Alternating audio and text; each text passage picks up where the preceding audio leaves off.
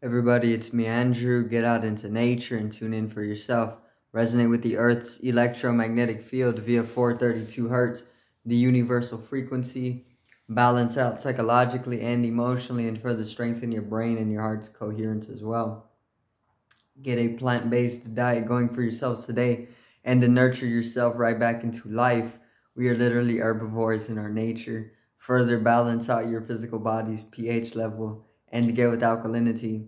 Then you can generate some static electricity. Send me some love telepathically. Set attention to your mind and set intention to communicate. That is all there is to telepathy. You are now tuning in to great days. So today or this evening I'm going to talk on ego and living without ego, dissolving away ego, coming to ego death, and why it is vital to drop the ego. Okay, very simple. So let's get right into this.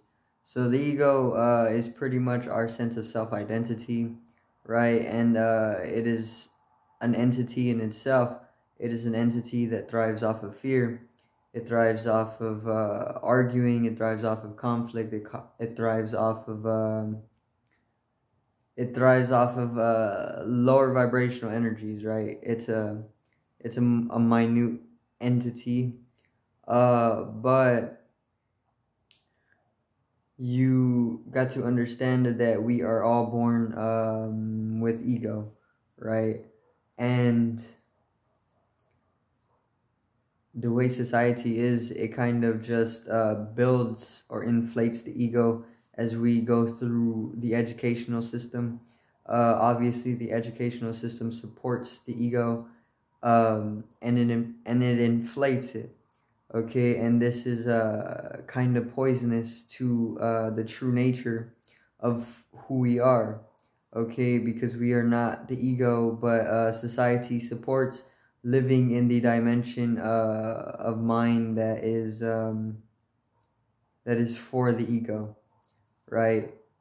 And once again, the ego is a very minute entity. It thrives off of the lower vibrational energies, and it keeps us overly identified with a singular dimension when the true nature is infinite in dimension.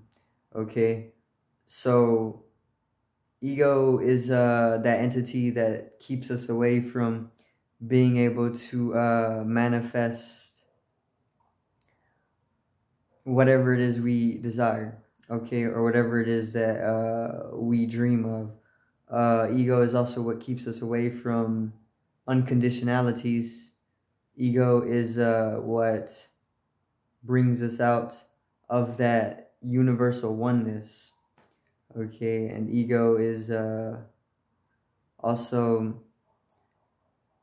it kind of has a parasitic relationship in itself, you know, which is why I say you must drop the ego, which is done very easily if you are able to realize that the ego does not exist. But you gotta have the realization, you know. You can't really just you can always build upon the complex that there is no ego, you know, but if you don't experientially realize that there is no ego, it's hard to dive into the liberation when you dissolve away the ego. You know, you can come to a Kundalini awakening and this will dissolve away the ego incomplete, but it's different from like knowing or telling yourself that the ego is an illusion. You know, it's different to experience it than to having read it somewhere, you know. But once you're able to drop the ego, your experience is going to change dramatically, okay? And it is a liberation,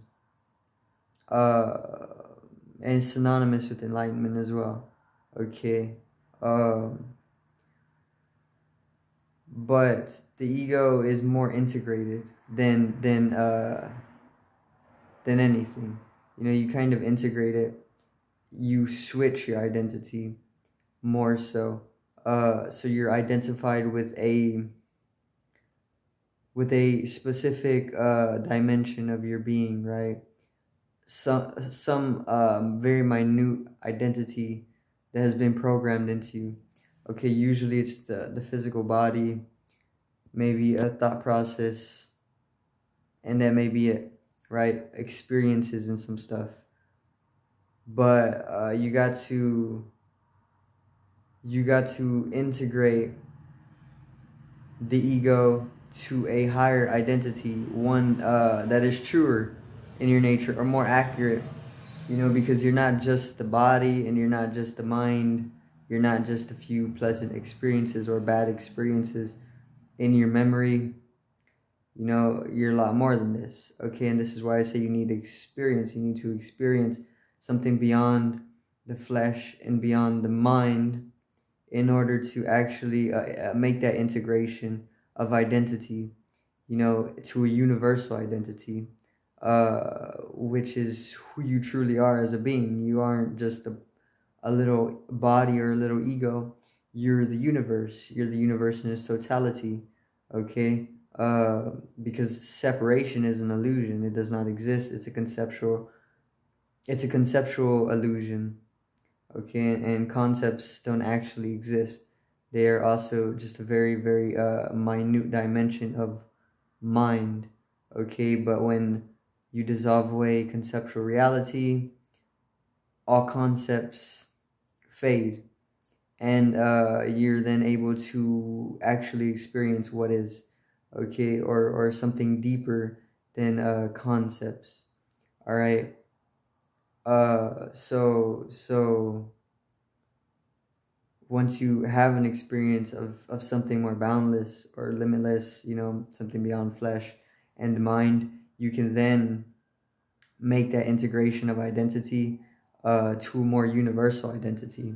You know, by this I mean, because the ego is self-identity, it's an identification. You know, this is the ego.